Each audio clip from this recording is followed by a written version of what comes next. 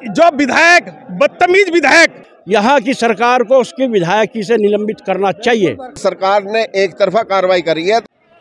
खानपुर में पूर्व विधायक कुंवर प्रणव चैंपियन और मौजूदा विधायक उमेश कुमार के बीच छिड़ी जंग अब एक नए अध्याय की ओर बढ़ चुकी है। गुर्जर समाज ने चैंपियन के समर्थन में आकर साफ साफ ऐलान कर दिया है कि एक तरफा कार्रवाई नहीं होनी चाहिए। धामी सरकार को गुर्जर समाज के नेताओं की ओर से अल्टीमेटम भी दे दिया गया है और साफ कर दिया गया है कि लड़ाई तो आर पार की होगी। कि आज की जो रंग महल की मीटिंग है, इसके दो ही एजेंडे निकाल के रखे हमने और सरकार से मांग की है कि जल्द से जल्द कल की डेट में, कल परसों के अंदर अंदर चैंपियन साहब को अगर जमानत नहीं दी तो ऐसी आक्रोश एक जनसभा बहुत बड़ा रूप लेगी, जो रेल और बसों को जाम किया जाएगा रोडों पे, अगर 2 दिन के अंदर अंदर उनकी रिहाई नहीं की गई।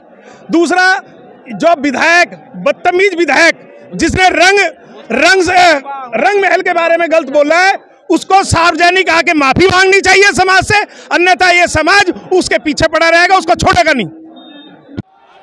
रंग महल पर की गई उमेश कुमार की टिप्पणी से तमाम गुर्जर समाज के लोग खफा हैं, नाराज हैं, आक्रोशित हैं और अब आंदोलन की चेतावनी दे रहे हैं। सवाल ये है कि अब ये लड़ाई कहां जाकर थमेगी। गुर्जर समाज साफ साफ कह रहा है कि कार्रवाई सिर्फ चैंपियन पर ही नहीं बल्कि उमेश कुमार पर भी होनी चाहिए और इन हालात में ये समझा जा सकता है कि लड़ाई अब बहुत आगे बढ़ चुकी है और चुनौतियां भी बढ़ने वाली हैं। सबसे बड़ी मुसीबत ये है कि गुर्जर समाज के नेता लगातार आक्रामक रुख दिखा रहे हैं।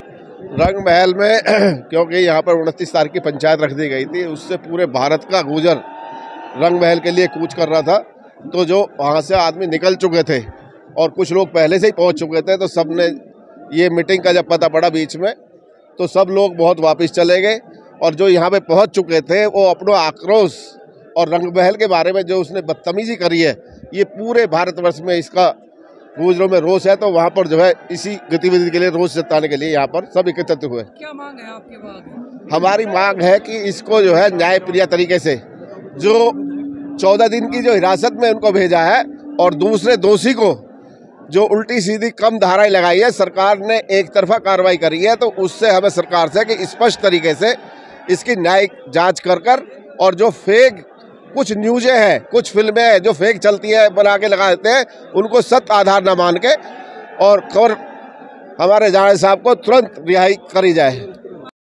महापंचायत ऑफिशियली कैंसिल हो गई थी, लेकिन गुर्जर समाज के लोग बड़ी संख्या में रंग महल पहुंचे, यानी चैंपियन के आवास पर पहुंचे और वहां से उन्होंने ललकार लगाई, चेतावनी दी, उमेश कुमार को भी गिरफ्तार करने की मांग।